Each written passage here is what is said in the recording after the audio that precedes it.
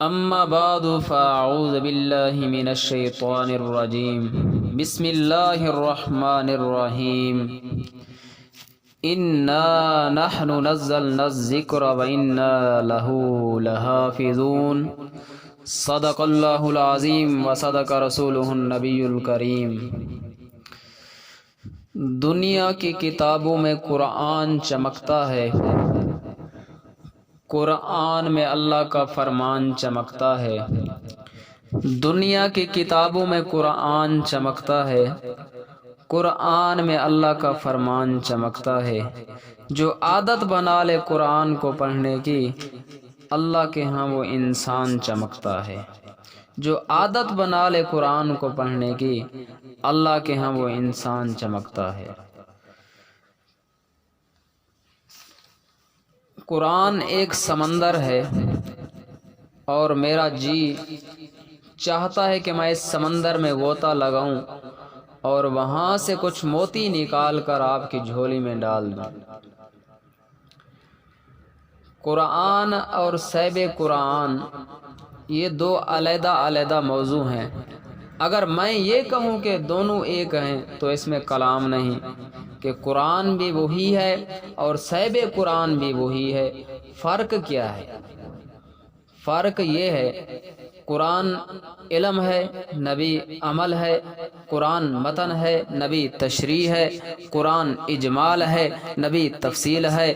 قرآن کتاب میں اللہ کا کلام ہے، محمد چلتا پھرتا اللہ کا کلام ہے۔ قرآن بے مثال ہے، کیوں؟ اس لیے کہ جس پیغمبر پر اترا وہ پیغمبر بھی بے مثال ہے۔ قرآن لا زوال ہے، کیوں؟ اس لیے کہ جس نبی پر اترا وہ نبی بھی لا زوال ہے۔ قرآن کو پڑھ کر کوئی تھکتا نہیں، محمد کو دیکھ کر کوئی تھکتا نہیں۔ قرآن پڑھتے جاؤ، دنیا میں جتنی کتابیں پڑھتے ہو، ایم اے کی کتاب ہے، بی اے کی کتاب ہے اور اسی طرح پرائمری کا نصاب ہے۔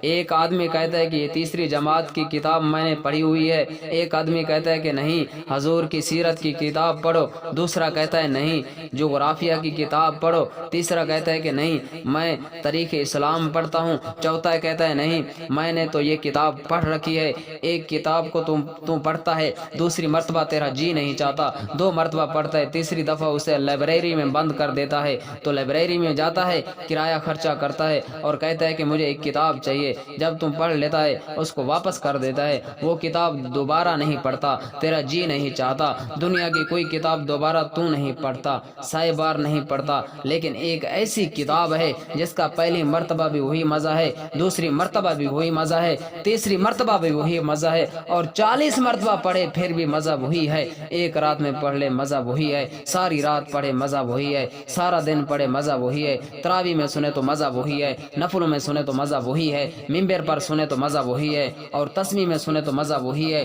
قاری پڑھے تو مزہ وہی ہے، حافظ پڑھے تو مزہ وہی ہے۔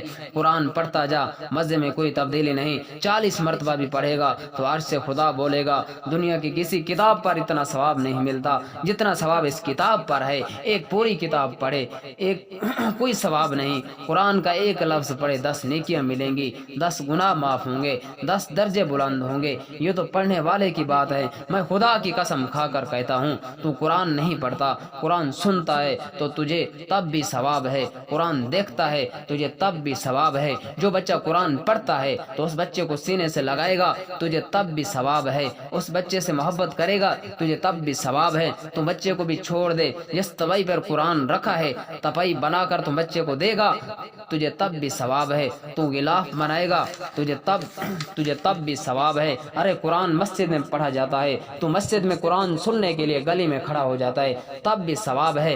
قرآن پڑھنا بھی ثواب ہے، قرآن دیکھنا بھی ثواب ہے۔ وآخر دعوانا